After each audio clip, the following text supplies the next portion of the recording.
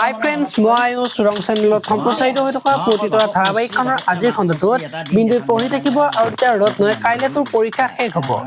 ইয়াৰ পিছত আৰু তই কষ্ট কৰিব নালাগে বুলি বিন্দুক ক'ব আৰু তেতিয়া বিন্দুই মোৰ কাৰণে তুমি জানো কম কষ্ট কৰিছা বুলি ৰত্নক ক'ব।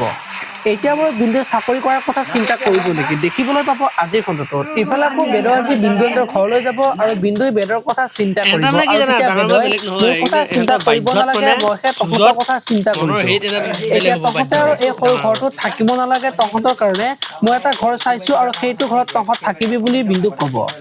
আৰু তেতিয়া বেদই বিন্দুক পইচা দিব আৰু তেতিয়া বিন্দুই বেদৰ পৰা পইচা নল'ব আৰু তেতিয়া বেদই বিন্দুক জোৰ কৰি পইচাখিনি দিব আৰু সেইখিনি সময়তে ৰত্ন আহিব আৰু বিন্দুক পইচাখিনি ঘূৰাই দিবলৈ ক'ব। এতিয়া বাৰু বেদই কি ক'ব দেখিবলৈ পাব আজিৰ খণ্ডটোত। আনফালে আকৌ অনিৰজি মাকৰ আগত ঘৰখনত কি হৈ আছে বুলি মাকক সুধি থাকিব আৰু তেতিয়া মাকে চিন্তা কৰি থাকিব আৰু মাকে নোকোৱা দেখি তুমি আকৌ কি চিন্তা কৰি আছা বুলি সুধিব আৰু প্ৰজ্ঞা ক'ত বুলি সুধিব।